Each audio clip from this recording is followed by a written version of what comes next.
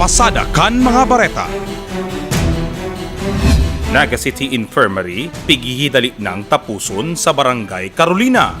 Mapapakinabangan na kan mga residentes kan Upper Barangay digdi sa siyudad ni Naga ang mas pinakusog na healthcare asin man sa emergency services sa saindang lugar sa paghaman kan Naga City Infirmary with birthing facility sa Barangay Carolina bago matapos ang taon na ini. An infirmary asin birthing facility sigun ki Carolina Barangay Captain Alicia B. Saba na pangyari nin huli sa pagtarabangan kan gobyerno lokal asin kan barangay. Ang proyektong ini pigmukna para matauan in primary healthcare and services ang mga residentes kan mga barangay na yaon sa pamitisan kang Mount Isarog na igwang 12 sagkut 17 kilometros na rayo sa city proper kung sa inormal na mahihiling ang mga modernong ospital asin mga clinics. Sinabi ni Saba na ang syudad Naga sa paagi ni Alcalde John Bongat naghahanap nin pwesto na makakaganan kanasabing fasilidad. Kaya iyuman sana subuot ang nagiya sa iya na kaulayan asin kumbinsiron si Mr. Antonio Pasha kan Pasha Realty na saroman sa mga residentes asin kag sa diri ning Spring Resort. Ang pamilya Pasha tulos man na nagtaon ng pagtugot sa pagheras ng bakanting lote para sa nasambitang proyekto. Bali, nabaritaan mi kaya na kahit naghahanap ang syudad ning mabubugtakan ning infirmary talaga. Tapos nagkataon ka tong Foundation Day kang Educare duman sa Yabo. Kidaolay mi si Mayor na kung pwede di na lang sa Carolina ibugtak. Dakula man ang pasasalamat kan mga lokal na residentes sa Carolina asin ang sa indang pag-antisipar sa Naga City Infirmary. Maugma po ako haranina ang dudumanan kung may maaki na saro na pamilya ko, pwedeng dyan ko nadarahon.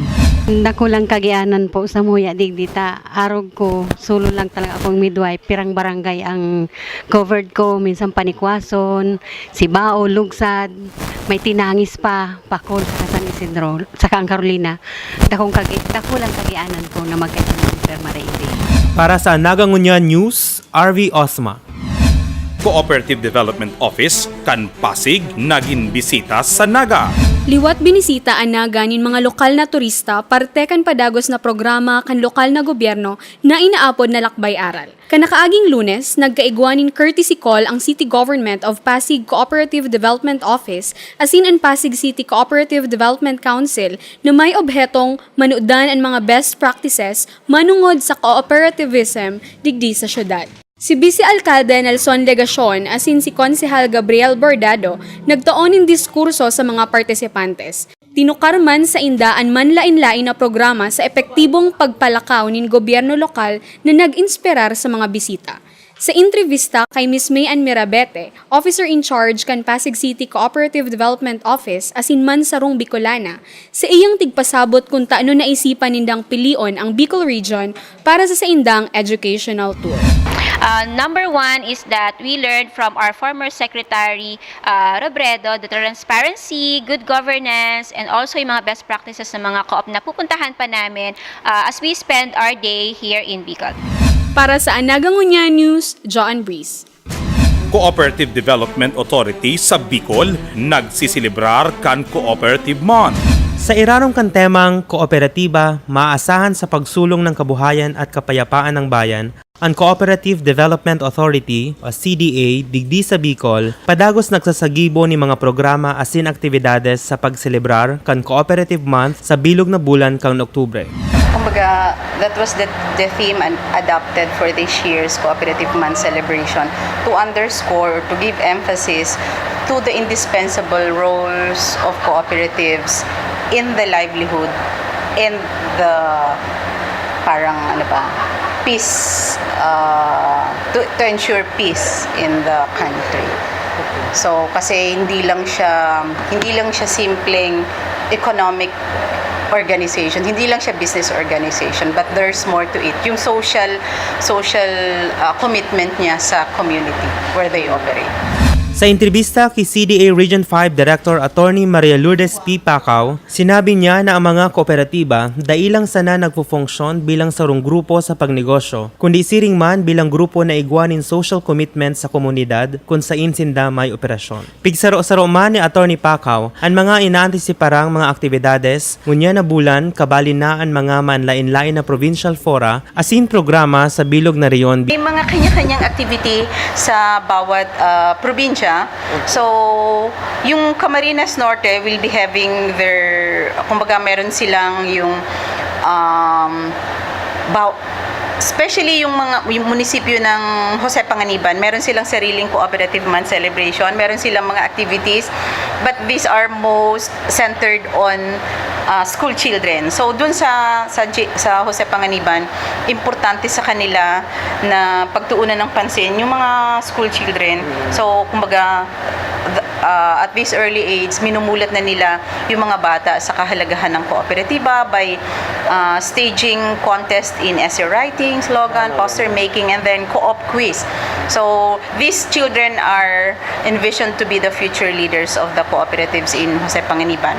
And then meron silang culminating activity on October 28 sa Camarines Norte, kung saan pararangalan din yung mga outstanding cooperatives, outstanding Cooperative Development Councils at saka yung mga municipal cooperative authorities. So, yun.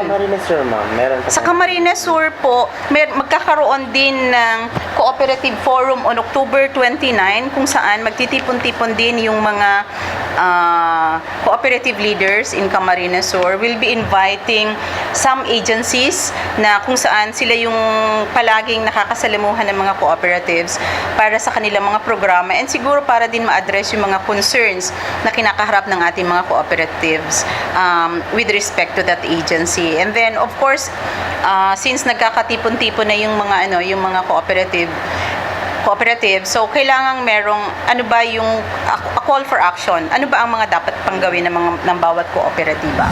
Sa din pala sa Sorsogon din ay merong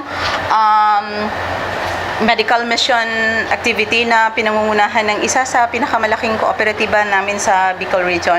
So it's a way of exemplifying concern for the community. So they give back to the community kung ano man yung mga income or ano man yung kita or ano man yung nasusobra dun sa operations ng co-op, they share it with the community.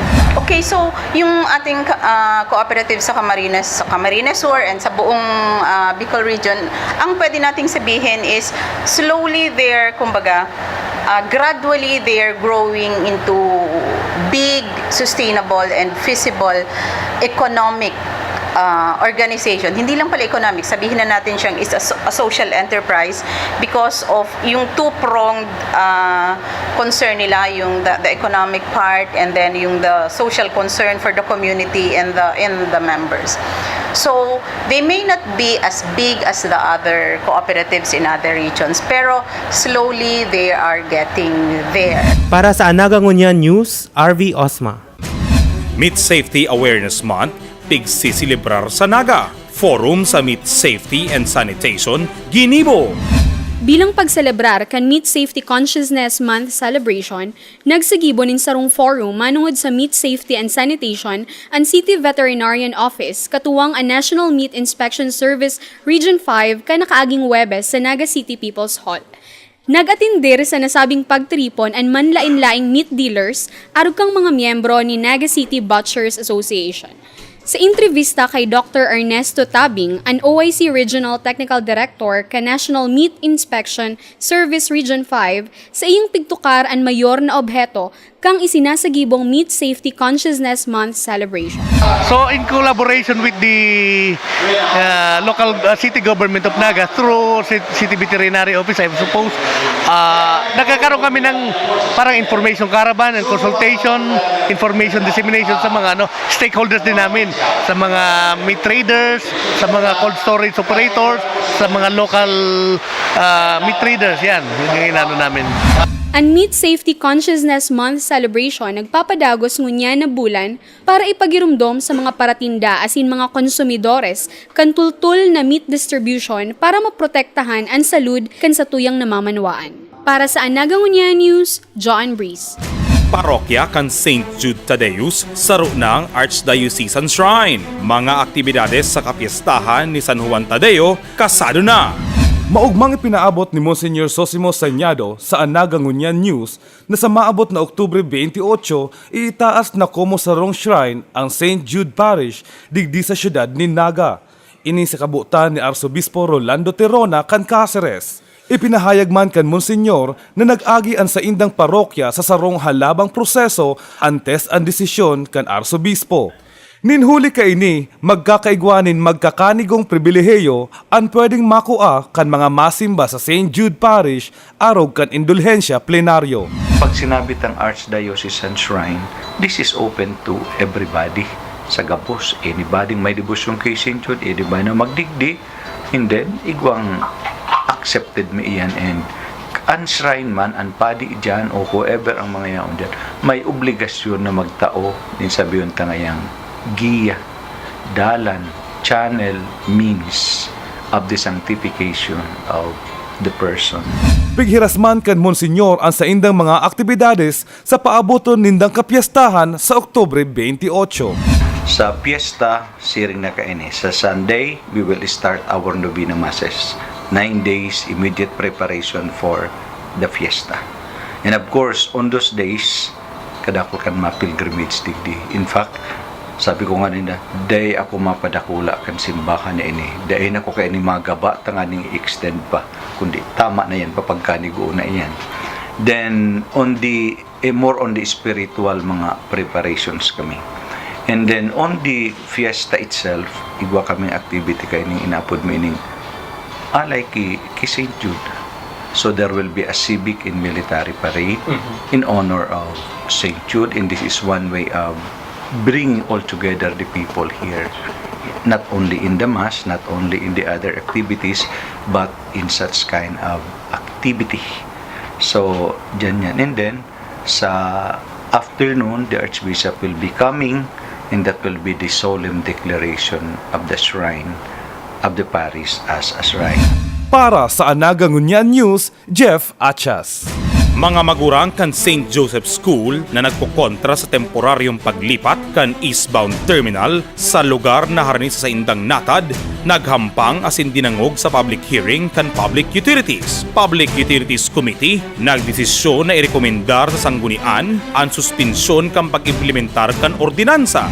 Matatandaan na kanakaaging sesyon regular kan sangguniang panlungsod na pagdesisyonan na magpaapod liwat nin public hearing sa aldaw na Biyernes, tangarig liwat na dangugon ang mga magurang, mga homeowners kan Naga City Subdivision, asin mga UV Express operators na may pagkontra sa implementasyon kan Ordinansa Numerado 2014-051 o ang temporaryong paglipat muna kan eastbound terminal sa lugar na pagrurugaring ni Engineer Bensha nakataid sa kan St. Joseph School. Ninhuli ka ini sa paagi ni Konsehala Mila Rakid Arroyo, Pamayokan Committee on Public Utilities, pinanginotan ka ini ang nasambit na public hearing kan suudma tanganing repasuhon liwat ang mga provisiones kan ordinansa. Sigun sa mga magurang, nagahadit sinda para sa seguridad kan sa indang kaakian kung mapangyari ang planong paglipat kan eastbound terminal.